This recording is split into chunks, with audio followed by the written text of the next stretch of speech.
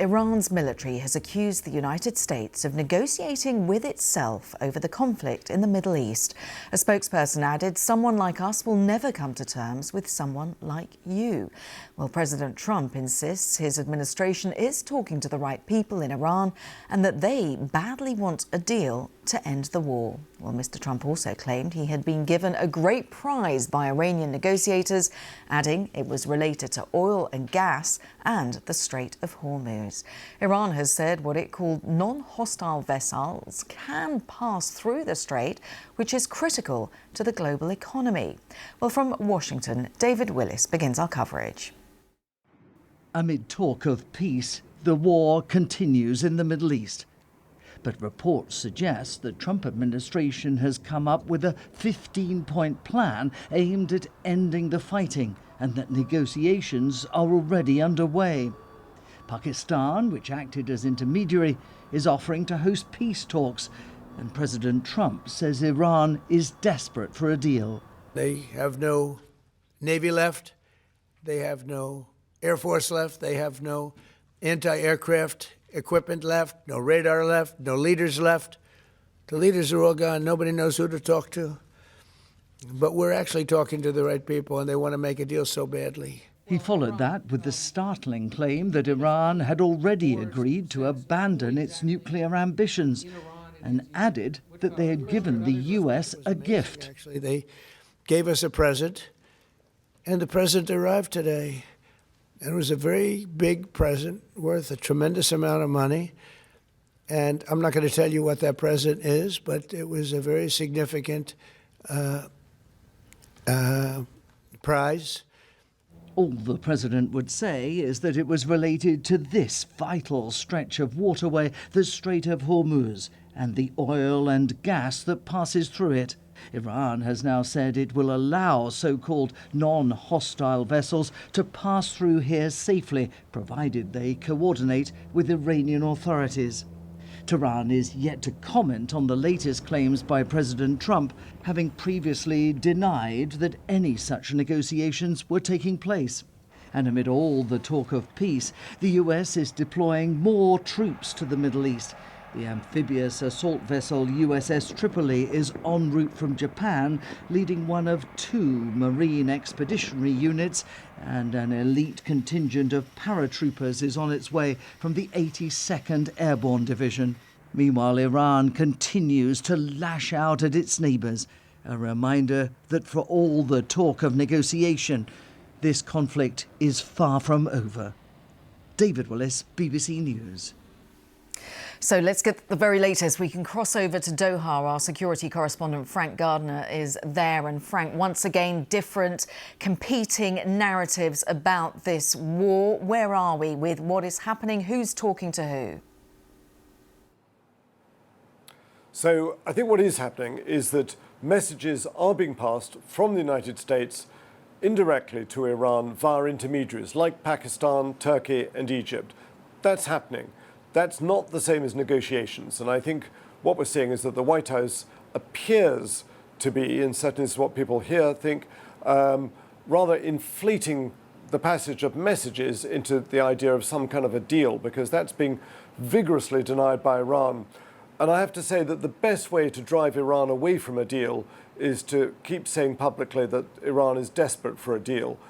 That's not going to appeal to this very stubborn, defiant, and surprisingly resilient Iranian regime, which is essentially now the Iranian Revolutionary Guards Corps, because the supreme leader, Ali Khamenei, is gone. He's been assassinated. We haven't seen from his successor, Mujtaba Khamenei.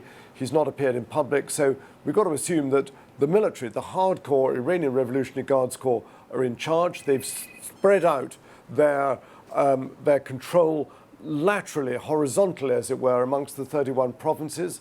They're still acting on orders. They've got extraordinary resilience. They are in control largely of the Strait of Hormuz.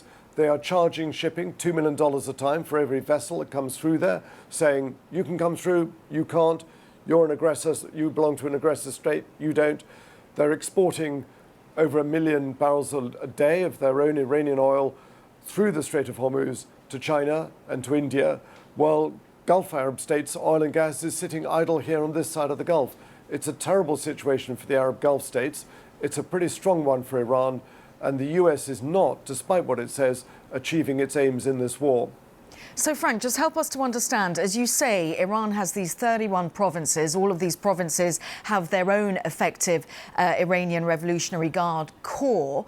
Who is in charge of the overall, if you like, the federal part of it? Because there's got to be somebody heading this. We know that Mujtaba Khamenei is not seen. Is there one person that is overseeing all of this? To be honest, I think that's probably a question you need to put to an Iranian expert, of which I'm not.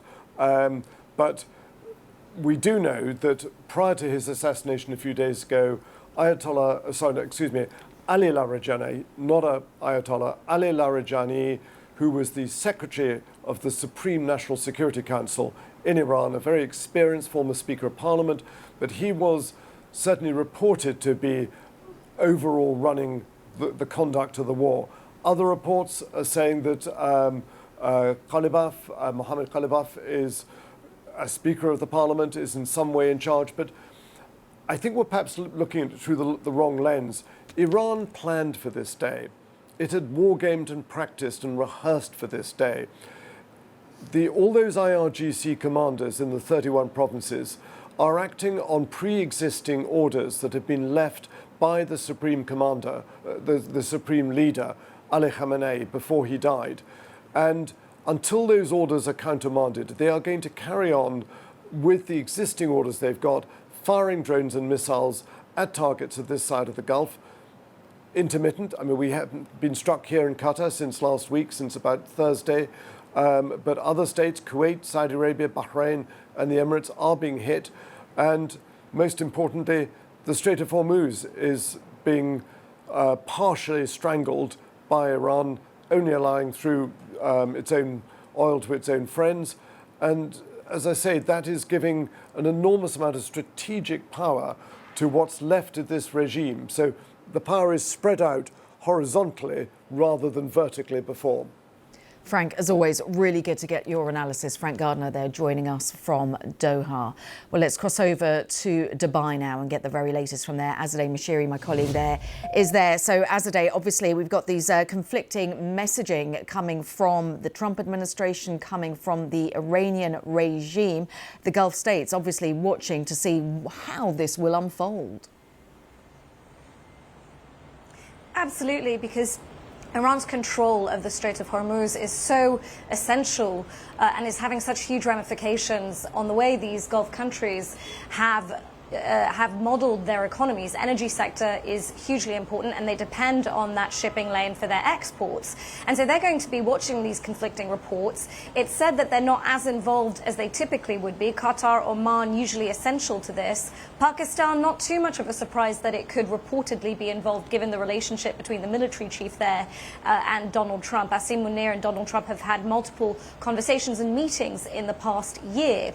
What's concerning is that it's unclear who the White House is actually negotiating with, and as Frank mentioned, who is actually in charge. Yes, this is a regime that has been built on survival. We've seen that it's willing to sustain a huge amount of pain and damage to its economy via sanctions, and also suffering amongst its people. We've seen that through the brutal crackdowns that this regime has unleashed on the people as early as January most recently.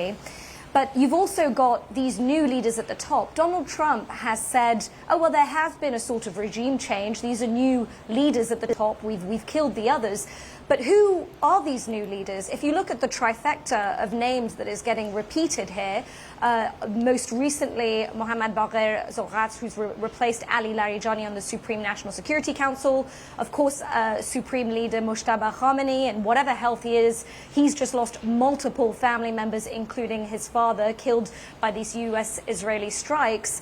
And then you've also got Mohammed Ghalibaf, Bagher Ghalibaf, who is the head of who's the Speaker of Parliament. All three of these people have very strong links with the Islamic Revolutionary Guards, hardline figures. And so in some ways, what you're seeing happen is exactly what Iranians I've spoken to inside the country and many Iran watchers around the world have warned against. The idea of the Revolutionary Guards, these hardliners, suddenly getting more control of the country, just as people from the outside are pushing for regime change. Azadeh, as always, thank you very much. Azadeh Moshiri there joining us from Dubai in the UAE. A lot to discuss.